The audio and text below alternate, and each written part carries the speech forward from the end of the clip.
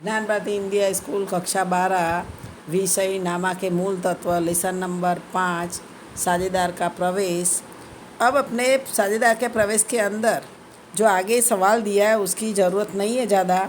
जो सवाल बोर्ड में 8 मार्क्स में पूछा जाता है तो उदाहरण नंबर 18 पेज नंबर 166 वह समझा रही हूँ।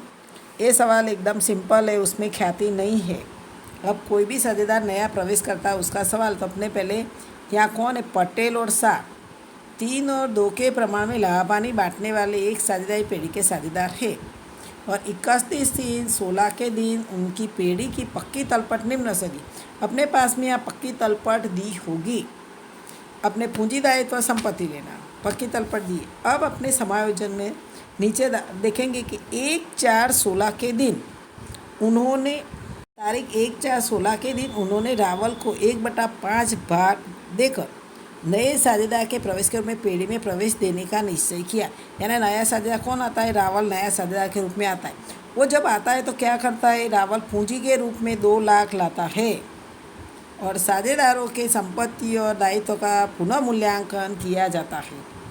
अब पहला पॉइंट है, अपने यहाँ पे जो रोज़ नामचा भी बनाया, रोज़ नामचा के अंदर तुम लोग को पहले ही बोला था, चौथे लेसन के अंदर पुनः मूल्यांकन की प्रविष्टियाँ जो थी वो याद की होगी तो उसमें समझ में आएगा। अब यहाँ पहला अपने पॉइंट देखते हैं कि ज़मीन मकान की कीमत में 20% वृद्धि करनी है। तो अपने पक्की तलपट के अंदर ज़मीन मकान कितनी है वो देखें तो 1,40,000 है। ज़मीन मकान 1,40,000। अब अपने 1,40,000 का 20% करेंगे तो कितना, 28,000 आएगा। 1,40,000 का 20% गुणा 20 भागा 100 तो अपने पास में आता है 28,000। अब जो ये 28,000 आया तो अपने उसकी प्रविष्टि करेंगे तो जमीन मकान खाता उधार 28,000 पुनः मूल्यांकन खाते का। यानी जब जमीन मकान की कीमत में वृद्धि होती है तो प्रविष्टि क्या बनती है, संपत्ति खाता उधार पुनः मूल्यांकन खाते का। तो 28,000 लिखा। अब उसकी प्रविष्टि दूसरी असर कहाँ देंगे, तो खाली अपने रोजनामचा बनाए उसकी असर पुनः इसमें पुनः मूल्यांकन खाता, यहाँ पे अपने पुनः मूल्यांकन खाता, सजा पूंजी खाता और आर्थिक चिट्ठा बनाएंगे। अब अपने जो जमीन मकान की कीमत में वृद्धि हुई हो तो क्या करने का, जमीन मकान खाता उधार प्रविष्टि बताई और तो पुनः मूल्यांकन खाते के जमा में 28,000 लिखेंगे और लिखेंगे जमीन मकान खाता। दूसरी एंट्री पक्की तलपट में जमीन मकान की कीमत अपने पास में 1,40,000 लिखी है और उसके अंदर तुम लोगों को 28,000 प्लस करना है तो तुम्हारे को 1,68,000 आ जाएगी। अपने यहाँ पे भले सीधी डायरेक्ट दी है, अपने पहले जो पक्की तलपट में जमीन मकान की बात लिखी है वो और जो वृद्धि हुई प्लस करके बाहर 1,68,000 दर्शाने का। अब दूसरा समायोजन है यंत्रों की कीमत में 10% कमी करनी। तो अपने पक्की तलपट में यंत्र दिया है 70,000। अब 70,000 10% करोगे 7,000 आ जाएगा। कमी है तो क्या करो, पुनः मूल्यांकन खाता उधार और बैंक यंत्र खाते का 7,000। पुनः मूल्यांकन खाता उधार, यंत्र खाता 7,000। अब उसकी एंट्री अपने पुनः मूल्यांकन खाते में उधार में यंत्र खाता 7,000 लिखेंगे।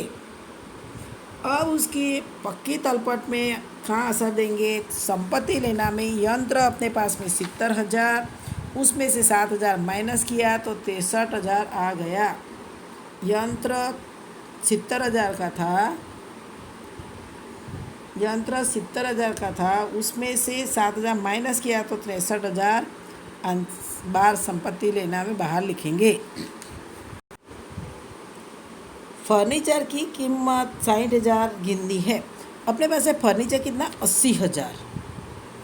अपने फर्नीचर की कीमत 80,000 है पक्की तलपट में। जब अपने समायोजन में फर्नीचर की कीमत 80,000 गिनी 60,000 गिननी है तो फर्नीचर की कीमत में वृद्धि हुई कि कमी हुई, तो कमी हुई क्योंकि 80,000 था और 60,000 गिनना है तो 20,000 की कमी हुई। 20,000 की कमी हुई तो जब पुनः मूल्यांकन खाता उधार फर्नीचर खाते का 20,000। फर्नीचर खाता 20,000। अब पुनः मूल्यांकन खाते में फर्नीचर खाता उधार में फर्नीचर खाता 20,000 लिखेंगे। अब फर्नीचर खाता 60,000 80,000 में से 20,000 माइनस करके 60,000 दर्शाएंगे। अब 4 नंबर है, मोटर कार पर 20% घिसाई गिननी है।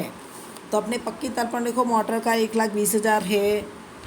अब 1,20,000 का तुम्हारे को 20% घिसाई गिननी है तो 24,000 आएगा। 1,20,000 गुणा 20 तो भागा 100 करोगे तो 24,000 आएगा। तो अभी इसकी असर अपने पहले जो प्रविष्टि करेंगे। अब पुनः मूल्यांकन खाता उधार 24,000, मोटर कार खाते का 24,000 क्योंकि घिसा एक प्रकार कमी हुई तो पुनः मूल्यांकन खाता उधार मोटर कार खाते का 24। अब ये मोटर कार की असर पुनः मूल्यांकन खाते के उधार में लिखेंगे, मोटर कार 24,000। अब पक्की तलपट में मोटर कार जो कितनी अपने पास में 1,20,000 थी। अब 1,20,000 में से तुम लोग 24,000 माइनस करोगे तो 96,000 आएगा, 96,000 आएगा मोटर कार। अब 5 नंबर, देनदारों पर 5,000 डूबोतरी अनामत रखनी है।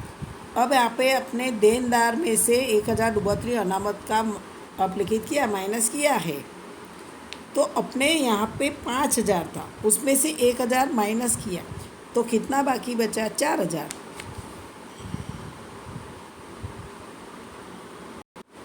तो पुनः मूल्यांकन खाता उधार 4,000, डूबत ऋण खाते का 4,000, जो 1,000 आपने अपलिखित किया उसको माइनस कर देने का। अब डूबत ऋण अनामत पुनः मूल्यांकन खाते के उधार में अपने नई डूबत ऋण 5 लाख रखनी है, पुरानी 1,000, तो 5,000 में से 1,000 माइनस किया तो 4,000 मिल गया। अब दूसरी असर पक्की तलपट में देनदार 21,000, पक्की तलपट में देनदार 21,000, इसमें से डूबत ऋण जो 5,000 थी वो अपलिखित करने की है। तो 21,000 में से 5,000 माइनस होगा तो आएगा 16,000। 21,000 माइनस 5,000 तो कितना आएगा, 16,000 आएगा डूबत ऋण। अब तुमको 6 नंबर का पॉइंट दिया है, पेटेंट की कीमत शून्य गिननी है। अब जो तुम्हारे आर्थिक चिट्ठे में पेटेंट दिया है 10,000, तो अपने उसको शून्य कर देने की है तो उसकी प्रविष्टि करेंगे, पुनः मूल्यांकन खाता उधार पेटेंट खाते का 10,000। अपने पुनः मूल्यांकन खाते उसके ले जाके पेटेंट की कमी ले पुनः मूल्यांकन खाते में पेटेंट लिख देंगे अपने 10,000। अब नए आर्थिक चिट्ठे में उसको पेटेंट को दर्शाएंगे नहीं। लोन पर ₹6,000 ब्याज चुकाना बाकी है। अब अपने लोन पर 6,000 ब्याज चुकाना बाकी है तो अपने पुनः मूल्यांकन प्रविष्टि कैसे करेंगे, तो पुनः मूल्यांकन खाता उधार, पुनः मूल्यांकन खाता उधार, लोन पर ब्याज चुकाना बाकी खाते का 6,000, उसकी प्रविष्टि अपने करी, पुनः मूल्यांकन खाता उधार, लोन पर ब्याज चुकाना बाकी खाते का 6,000। अब पुनः मूल्यांकन खाते उधार में लोन पर ब्याज चुकाना बाकी खाता 6,000 लिख दिया। आर्थिक चिट्ठे में अपने लोन पर चुकाना बाकी ब्याज 6,000 लिख देंगे पूंजी दायित्व में। अब 8 नंबर का समायोजन है कि लेनदार और देनी हुंडी को 10% कम चुकाना है। लेनदार और देनी हुंडी का 10% कम चुकाना। तो अपने जो पुरानी पक्की तलपट में लेनदार लिखा है 80,000, तो अपने 80,000 का 10% कर देंगे। 80,000 का 10% करेंगे तो 8,000। लेनदार खाता उधार 8,000 और देनी हुंडी में भी 10% कमी करें। देनी हुंडी अपने पास में 20,000, 20,000 का 10% कहता है 2,000। तो प्रविष्टि दोनों संयुक्त की, लेनदार खाता उधार, देनी हुंडी खाता उधार, पुनः मूल्यांकन खाते का 10,000।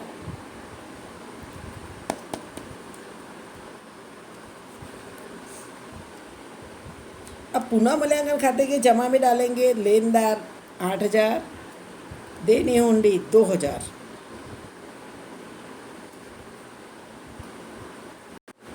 अब अपने लेन पूंजी पक्की तलपट में पूंजी दायित्व में लेनदार अपने पास में था 80,000। 80,000 में से 8,000 माइनस किया तो 72,000 आया। और इस तरह से देनी हुंडी 20,000 की थी, उसमें से 2,000 माइनस किया तो 18,000 आएगा। बही में नहीं लिखे विनियोग का मूल्य 20,000 निश्चित किया गया है। अब बही में लिखना रह गया है, निश्चित किया तो क्या करो, विनियोग खाता उधार पुनः मूल्यांकन खाते का 20,000। पुनः मूल्यांकन खाते में जमा में लिखेंगे विनियोग खाता 20,000। पुनः मूल्यांकन खाते में विनियोग खाता 20,000 लिखेंगे।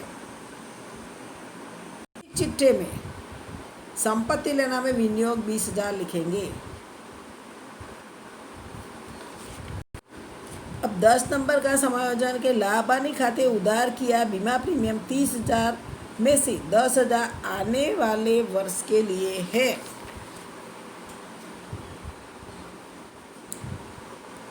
तो अपने आने वाले वर्ष का એટલે अग्रिम चुकाया है, तो अग्रिम चुकाया बीमा प्रीमियम खाता 10,000, पुनः मूल्यांकन खाते का 10,000। पुनः मूल्यांकन खाते में जमा में लिख देंगे अग्रिम चुकाया बीमा प्रीमियम 10,000। पक्की तलपट में संपत्ति लेना पक्ष में लिखेंगे अग्रिम चुकाया बीमा प्रीमियम 10,000। अब अपने जो समायोजन की प्रविष्टियाँ पूरी कर दी, एक रावल वाला बाकी है, बाद में बताऊँ। पहले जो अपने पक्की तलपट के अंदर जो भी एंट्री बाकी रह जाती है वो अपने नया प्रवेश के बाद का जो पक्की तलपट बना उसके अंदर अपने एंट्री देंगे और साझेदार के पूंजी खाते। अब अपने पहले संपत्ति लेना पक्ष में देखेंगे तो पूंजी पटेल 1,20,000 है और साकी 1,30,000 है। अब अपने साझेदार पूंजी खाते में जमा में अपने खाता बनाएगा पटेल, शाह और रावल तीनों का बराबर।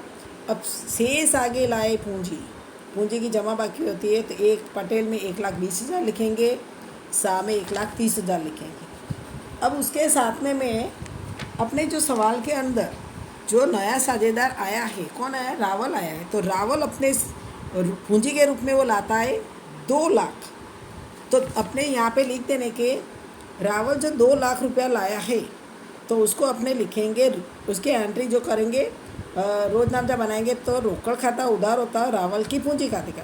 तो अपने रोकड़ खाता के अंदर रोकड़ खाता जो यहाँ पे रोकड़ की शेष अपने पक्की तलपट में नहीं दी है, इसलिए रोकड़ खाता सीधा ही अपने पक्की तलपट में ले जाएंगे और साझेदारों का पूंजी खाते। तो रावल के पूंजी खाते में जमा में 2 लाख रुपया रोकड़ खाता लिखेंगे और पक्की तलपट में संपत्ति लेना में रोकड़ 2 लाख लिख देंगे।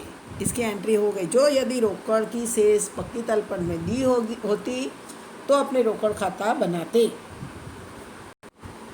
अब अपने पक्की तलपट में जो पूंजी की एंट्री कर दी। अब लोन दी है, लोन तुमको 1 लाख दिए तो अपने 1 लाख को अब लोन को अपने ले जाना है पूंजी दायित्व में पक्की तलपट में प्रवेश बाद के, तो लोन 1 लाख लिख देंगे पूंजी दायित्व में। उसके बाद में अपने लेनदार को लिख दिया है, देनी हुंडी लिख दिए। अब अपने चुकाना खर्च चुकाना बाकी पक्की तलपट में दिया है तो अपने यहाँ पर प्रवेश के बाद में खर्च चुकाना बाकी 30,000 लिख देंगे।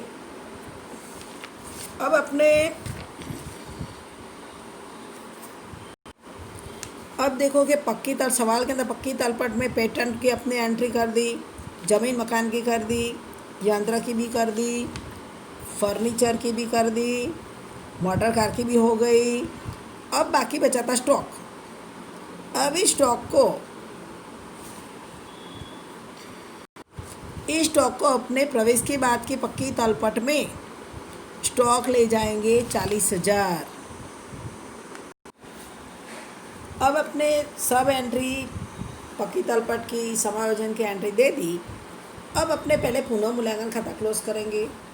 अब पुनः मूल्यांकन खाता क्लोज करेंगे तो अपने उधार का टोटल ज़्यादा दिखाई दे रहा है कि उधार का टोटल अपने पास में 71,000 आ रहा है, जबकि जमा का टोटल कम है। तो अब जमा का टोटल कम है तो अपने पहले कितना करेंगे, पहले 28,000 उसकी टोटल कर देंगे। 28,000, 8,000, फिर 2,000, फिर 20,000, फिर 10,000। तो अपने पास में कुल 68,000 आया है। 68,000 टोटल हुआ।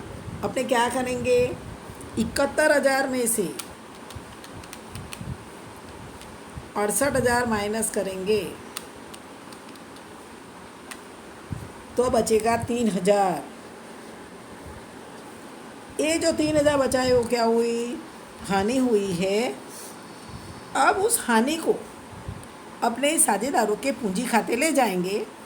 अपने 3,000 आया है। अब सवाल के अंदर तुम लोगों को दिया हुआ है, पहला है कि पटेल और शाह 3 और 2 के प्रमाण में लाभ हानि बांटने वाले साझेदार है। तो अपने क्या करें, 3,000 को 3,000 गुणा 3 भागा 5 तो मिलेगा 1,800। ये पटेल की हानि हुई।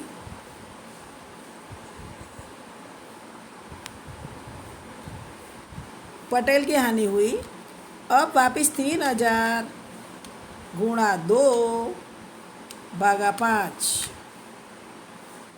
तो कितना आएगा, 1,200, 1,200। वो शाह का शाह 1,200। अब अपने जो पटेल और शाह की जो हानि आई वो साझेदारों के पूंजी खाते ले जाने की है। अब जो साझेदार का पूंजी खाते में अपने हानि हो तो उधार में लिखेंगे। तो साझेदार का पूंजी खाते में पुनः मूल्यांकन खाता, हानि जो आई है पटेल में 1,800 और शाह में 1,200। अब अपने क्या करेंगे, साझेदार का पूंजी खाता क्लोज करेंगे। अपने दिखाई दे रहा है कि उधार का टोटल ज़्यादा आता है, पूंजी की तो हमेशा जमा बाकी रहेगी। 1,20,000, 1,30,000, 2,00,000। अभी यहाँ पर अपने पहले पटेल का बंद करेंगे, खाता क्लोज करेंगे। तो 1,20,000 में से 1,20,000 में से 1,800 माइनस करेंगे तो आएगा अपने 1,18,200। इस तरह से शाह का है 1,30,000 माइनस 1,200 तो अपने पास में आएगा 1,28,800। और अब बराबर पूंजी पे 2,00,000 लाए तो उसको तो शेष आगे 2,00,000 ले जाएंगे। अब अपना पूंजी खाता भी क्लोज हो गया। अब अपने 1,4,16 का जो प्रवेश के बाद की पक्की तलपट बनाई है उसके अंदर पूंजी की बाकी पूंजी दायित्व में लिख दो। पटेल 1,28,200, 1,18,200, शाह 1,28,800 और जो नया साझेदार आया रावल उसका भी समावेश करेंगे 2,00,000। तो कुल पूंजी अपनी हो गई 4,47,000। अब अपने कोई एंट्री बाकी नहीं है तो पूंजी दायित्व का ही टोटल में कर रही हूँ। 4,47,000 plus 1,00,000 plus 72,000 plus 18,000 plus 30,000 plus 6,000 तो अपने पास में आ गया 6,73,000 पूंजी दायित्व का टोटल। अब अपने संपत्ति लेना का टोटल करेंगे। 1,68,000, 63,000, 60,000, 96,000, 40,000, 16,000, 20,000, 10,000 और 2,00,000। 6,73,000। ये तुम्हारा प्रवेश का सवाल यहाँ पे पूर्ण, एक सवाल पूर्ण हुआ है। ये सिर्फ सिंपल था। खाली नया साझेदार जो आया वो क्या किया, वो पूंजी के रूप में 2 लाख रुपया लाया था। अब इस सवाल का स्वाध्याय का जो सवाल है तुम्हारे पास में, स्वाध्याय का सवाल नंबर जो है